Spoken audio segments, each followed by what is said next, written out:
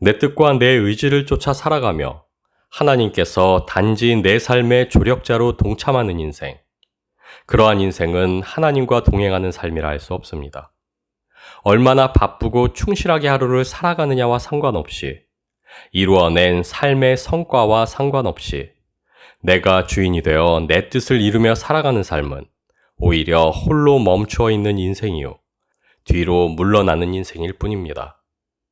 그리스도 예수 안에서 생명으로 세움받은 우리입니다. 그래서 우리는 오직 생명답게 살아가야만 합니다. 오직 믿음으로 생명 안에 거하고 오직 믿음으로 생명과 동행하는 인생. 우리는 오직 믿음으로 살아 그 믿음을 증명하는 삶으로 부름받고 있습니다. 마태복음 9장 20절에서 22절 말씀입니다. 12해 동안이나 혈루증으로 앓는 여자가 예수의 뒤로 와서 그 겉옷가를 만지니 이는 제 마음에 그 겉옷만 만져도 구원을 받겠다 함이라. 예수께서 돌이켜 그를 보시며 이르시되 딸아 안심하라. 내 믿음이 너를 구원하였다 하시니 여자가 그 즉시 구원을 받으니라. 믿음은 온전하고 순전한 하나님의 갈망이라 할 수 있습니다. 내가 어떠하든 주변의 상황이 어떠하든 하나님만이 나의 유일한 의지요 소망이 될 때 순전한 하나님의 갈망은 비로소 믿음으로 역사하게 됩니다. 예수님이 지나쳐 가시는 그 길가에서 나름의 갈급함과 소망을 품고 있던 많은 이들이 예수님께 손을 대고 예수님을 만졌습니다. 그러나 수많은 이들이 예수님을 만지고 밀쳤음에도 치유를 받을 수 있었던 이는 오직 한 명, 혈루병을 앓는 여인뿐이었습니다. 그리고 성경은 그녀가 치유로 회복될 수 있었던 그 믿음에 이르게 된 경위를 기술합니다.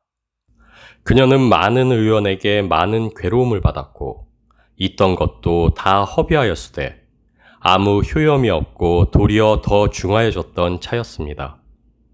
그녀는 그녀가 할 수 있는 능력 안에서 할 수 있는 모든 것을 다했다 할 수 있었습니다. 많은 의원들을 찾아갔고 온갖 방법으로 치료를 받아보았습니다. 그러나 끝내 세상의 지식은 그녀의 병을 치유할 수 없었습니다.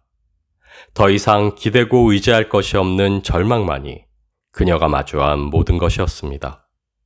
그리고 그 절망 중에 예수님의 소문을 듣습니다. 절망으로 낙심하던 차에 그녀에게 전해진 예수님의 이야기는 그녀의 유일한 소망이 되어 예수님께로 그녀를 이끌게 되었습니다.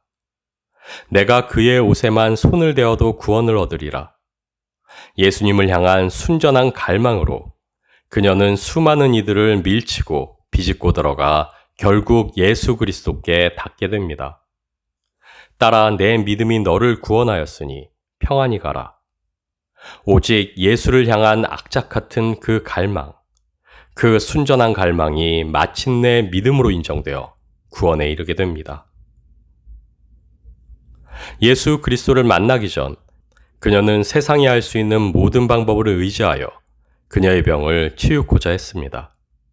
그리고 세상의 모든 방법은 실패했고 세상에 그녀가 기대할 수 있는 것은 아무것도 남지 않게 되었습니다.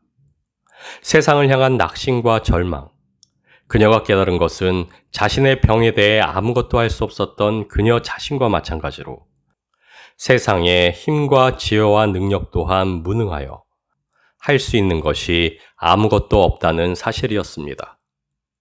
그 절망과 낙심 속에서 세상을 떠들썩하게 하는 한 가지 소문이 들려옵니다. 그녀는 예수 그리스도의 소문을 들었고 자신과 세상이 아닌 다른 것을 기대하기 시작했습니다. 그리고 그 기대와 바램이 그리스도를 향한 간절한 갈망이 되어 그녀를 예수께로 이끌었습니다. 사람들의 틈을 비집고 예수의 옷자락을 향해 손을 뻗게 하였습니다. 주님을 향한 그녀의 간절한 갈망이 마침내 주의 옷자락에 닿았고 구원으로 역사하게 되었습니다. 주를 향한 온전하고 순전한 갈망, 주님께서는 그것을 믿음이라 칭하셨습니다. 마태복음 15장 26절에서 28절 말씀입니다. 대답하여 가라사대 자녀의 떡을 취하여 개들에게 던짐이 마땅치 아니하니라.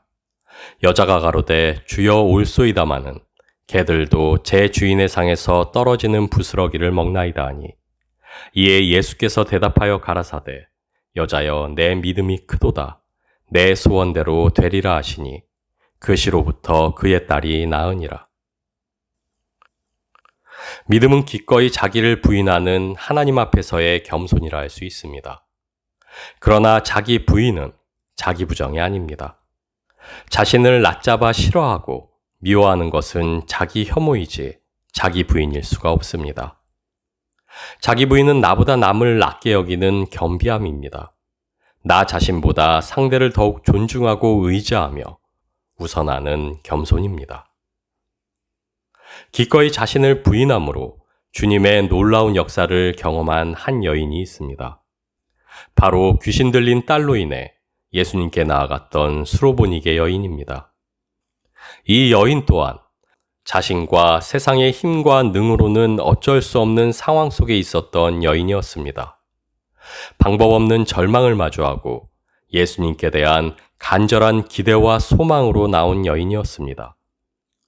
그러나 주님을 향한 그녀의 간절한 갈망을 예수님께서는 외면하셨습니다. 이방인들을 얕잡아 보던 당시의 다른 유대인들과 마찬가지로 예수님 또한 이방 여인에 불과한 그녀를 개취급하며 경멸하실 뿐이었습니다.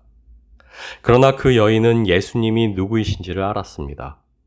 이방 민족이기에 주님이 하나님의 아들이요 그리스도이심은 명확히 몰랐을지라도 그분이 평범한 인간이 아니심을 그 여인은 알고 있었습니다.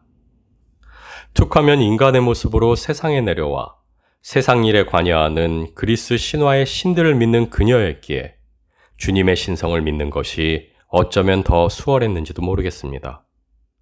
그렇기에 자신을 개취급하는 예수님의 모욕적인 언사가 어쩌면 마땅하다 여겼을지도 모르겠습니다.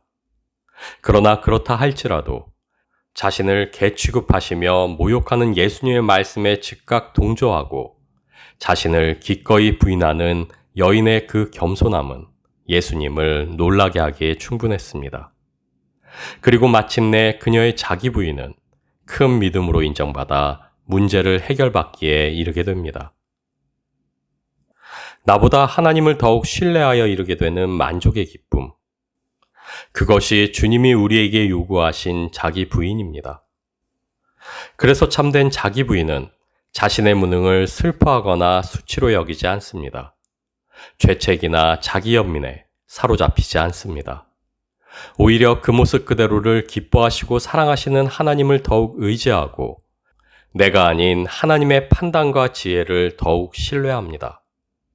내가 아닌 하나님의 나를 향하신 시선이 참이며 전부입니다. 하나님이 참이라 하시는 것이 참이며 하나님이 아니라 하시는 것이 아닌 것입니다. 왜냐하면 참다운 자기 부인이 이루는 믿음의 근간은 내가 아니기 때문입니다.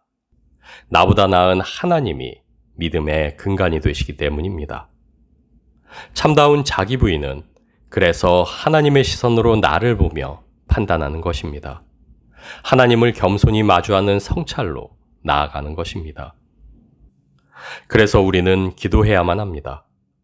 성령의 도우심과 인도하심을 쫓아 하나님을 마주하고 하나님의 시선으로 나를 보는 그 성찰로 살아가야만 합니다.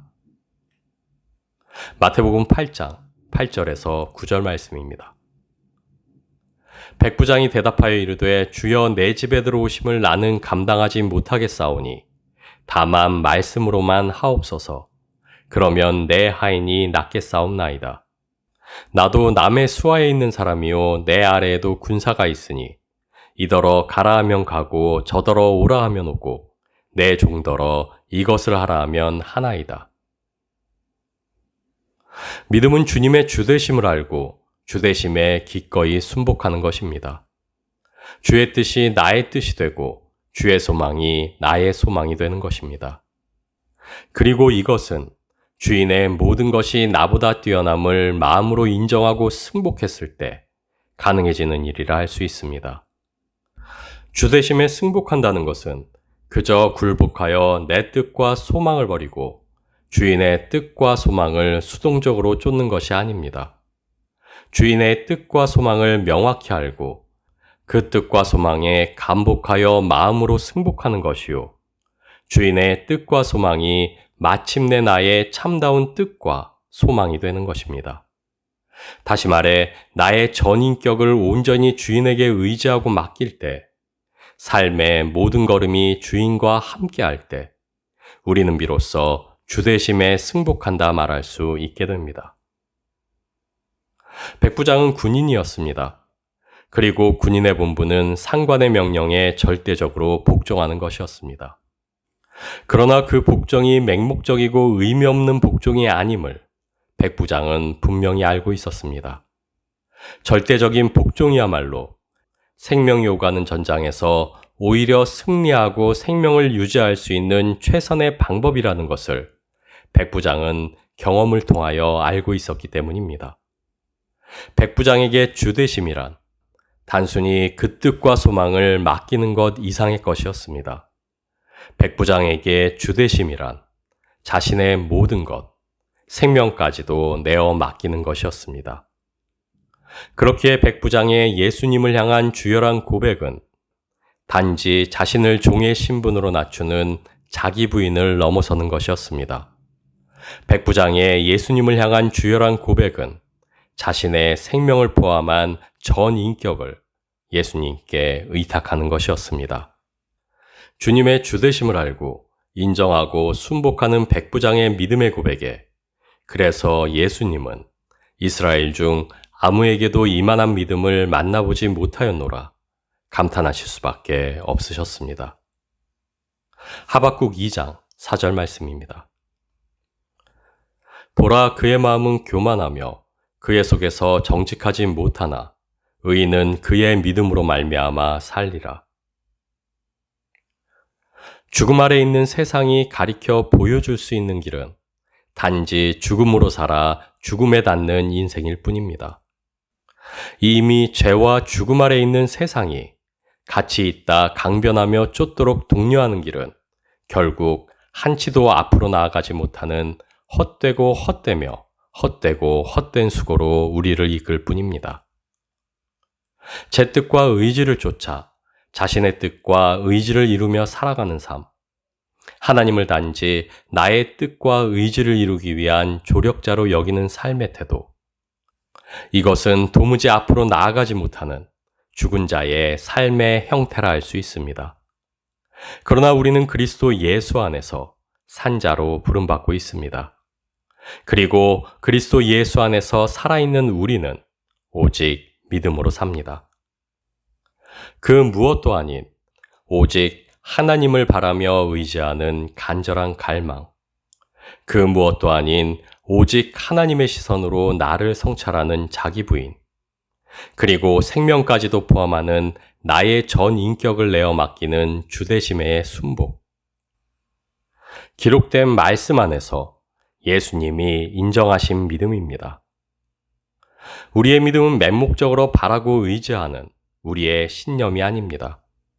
하나님이 누구이신지를 분명히 알고 그분을 향한 간절한 소망으로 나아가는 것이요. 나보다 크고 높으신 그분의 뜻 앞에 나를 내려놓는 것입니다. 그리고 마침내 그분이 나의 뜻이 되고 나의 소망이 되는 주님의 주대심에 순복하여 그분과 함께 동행하게 하는 것. 그것이 바로 믿음입니다. 오직 생명만이 생명의 길을 지시하고 보일 수 있습니다. 오직 생명만이 생명과 함께할 수 있습니다. 생명으로 생명과 함께하여 생명으로 걷는 삶. 그것이 우리가 살아내야만 하는 믿음의 삶이요. 우리가 이루어가야 할 구원입니다. 그래서 우리는 쉬지 않고 기도합니다. 매일의 삶 속에서 하나님을 마주하고 그분의 시선으로 나와 세상을 보며 그분의 주대심에 순복하는 그 믿음으로 살아갑니다. 순종하는 그 믿음으로 주신 오직 하나의 계명, 주의 사랑으로 서로를 사랑함으로 이루신 그 구원 안에서 그 구원으로 완성되어 갑니다.